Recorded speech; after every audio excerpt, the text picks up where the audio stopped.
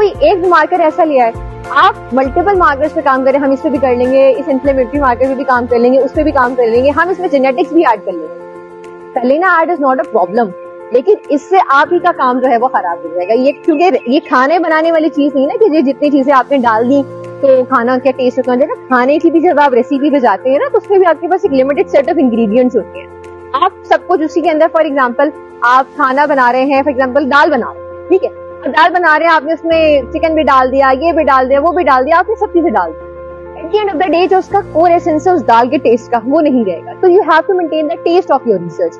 जो टॉपिक आपने सिलेक्ट किया उसका टेस्ट मेंटेन रहना चाहिए। ये तब रहेगा जब आप लिमिटेड इंग्रेडिएंट्स यानी लिमिटेड पैरामीटर्स को रखें, और लिमिटेड पैरामीटर्स को रखते हुए अपनी रिसर्च की डायरेक्शन को स्पेसिफिकली लेके जाएं, तो आपका वही काम शॉर्ट टाइम पे भी हो सकता है। क्योंकि आपके पास, जैसे कि मैंने आपको बताया कि 1 साल आपके कोर्स वर्क का है, फिर आपके सिनॉप्सिस सब चीजें it takes around 1 to 2 months। For example आपने अपना कंप्लीट कर लिया 6 months, अपना 1 year कंप्लीट कर लिया। अब आपके पास जो है वो टोटल आपके पास टाइम फ्रेम होता है 1 से 2 महीने का। This is the ideal time जिसमें आपको अपने सिनॉप्सिस सबमिट करना होता है, because synopsis approval takes also time. तो यानी इसका मतलब ये है कि आपने फॉर एग्जांपल अपने टॉपिक को कंप्लीट किया, आपने अपने सिनॉप्सिस को डॉक्यूमेंट किया, सिनॉप्सिस को डॉक्यूमेंट करने के बाद अब आपने जब इसको अपने स्पेसिफिक जो आपके पास एरिया ऑफ डिपार्टमेंट है, यानी जैसे ASRB है, ASRB में जब आप उसको सबमिट करते हैं तो उसके बाद वहाँ पे कमेटी इसको रिव्यू करती है। उसकी फर्स्ट मीटिंग होती है बोर्ड ऑफ स्टडीज की, सेकेंड होती है, फिर उसके बाद थर्ड आपकी जो मीटिंग होती है तो तब वो जाकर जो है वो आपको एक ऑफिशियल लेटर डॉक्यूमेंट होता है। जितना लेट आप सिनॉप्सिस को लेट करेंगे उतना ही आपका रिसर्च पर लेट होगा। जब आपको अप्रूवल मिल जाता है, फिर जो भी आपकी क्लिनिकल रिसर्च है, एनिमल बेस्ड रिसर्च है, it's totally up to you, जो भी आपने सेलेक्ट किया है as per your circumstances, as per your suggestion of your supervisor, according to the situation, उसके अकॉर्डिंगली आपने जो है वो अपने सिनॉप्सिस के अकॉर्डिंग जैसे अप्रूवल लेटर आता है, then you can proceeding towards your benchmark. Meanwhile इसमें भी एक गोल्डन टिप हम शेयर ये मैं करना चाहूंगी कि जब आप आपका सिनॉप्सिस अप्रूवल का टाइम आ रहा है, उस ड्यूरेशन के अंदर अपना राइटअप जो है वो लिखना स्टार्ट करें। ऑब्वियसली आपने जो अपना सिनॉप्सिस सबमिट किया है वो यकीनन आपने स्क्रूटनाइज किया होगा, रीचेक किया होगा आपके सुपरवाइजर ने, तो there are the least chances, मतलब शायद यूं कह लो कि 10% चांसेस होते हैं, इवन इसको 10% भी मैं शायद ज्यादा कह रही हूँ, 2 to 5% चांसेस होते हैं कि जिसमें आपके सिनॉप्सिस का वो रिव्यू रिक्वायर्ड होता है कि दोबारा इसको थोड़ा चेंज करें। तो आपके पास इतना एज है कि आपके पास इस टाइम फ्रेम के अंदर आप अपना जो है अपने इस टाइम को यूटिलाइज करें, जिस टाइम पे आपका रिसर्च अप्रूवल जा रहा है, यानी ASRB के अंडर प्रोसेस में है, तो आप उस टाइम पर उसका थोड़ा सा राइटअप स्टार्ट कर दें। टाइम सेव होगा। जैसे ही आपका अप्रूवल लेटर आपको मिलता है, you have to submit to the relevant department. For example आप कोई क्लिनिकल रिसर्च कर रहे हैं, हॉस्पिटल बेस्ड रिसर्च है, आप वहां जाएं, वो लेटर की कॉपी सबमिट करवाएं, डेटा कलेक्शन करें, अपना काम स्टार्ट कर दें। डेटा कलेक्शन डिपेंड करता है कि आपने कितना काम बड़ा किया। अगर फॉर एग्जांपल अगर आप वही ब्रॉडर कैटेगरी पे गए, आपने कहा ये भी कर लेता हूँ वो भी कर लेता हूँ, तो ऑब्वियसली जब आप ज्यादा चीजों पर इफेक्ट्स प्रोड्यूस करोगे, यानी आप ज्यादा से ज्यादा जो है वो काम डालते चले जाओगे, तो अल्टीमेटली प्रोडक्ट भी ज्यादा रिक्वायर्ड होगा प्रोड्यूस करना। जब प्रोडक्ट ज्यादा रिक्वायर्ड है, इट मींस के टाइम भी ज्यादा रिक्वायर्ड है, आपकी एनर्जी भी ज्यादा रिक्वायर्ड है।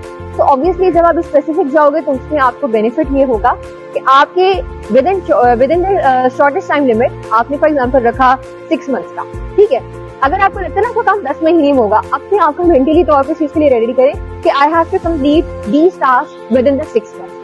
6 months ना भी सही, वो 7 month 8 month पे कंप्लीट हो जाएगा, वो 10 months तक नहीं जाएगा।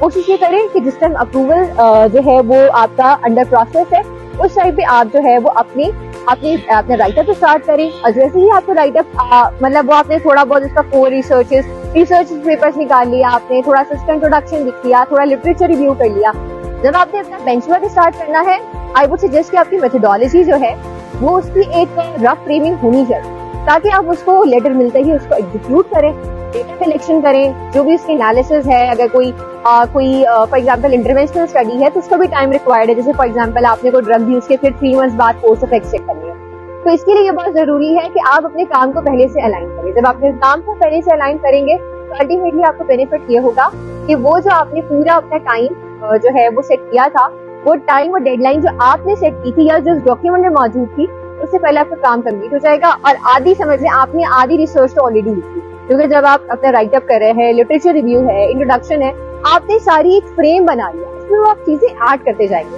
मेथोडोलॉजी लिखी, थोड़ा सा रीडिफाइन किया, रिजल्ट आ गए, रिजल्ट की interpretation is discussion. That's it. So that's how you can complete your research within the shortest time. जो थोड़ा सा बीच में टाइम टेकिंग प्रोसेस होता है वो होता है सिनॉप्सिस के अप्रूवल और सिनॉप्सिस की कंफर्मेशन, बिकॉज ये सबसे ज्यादा क्रिटिकल पीरियड होता है.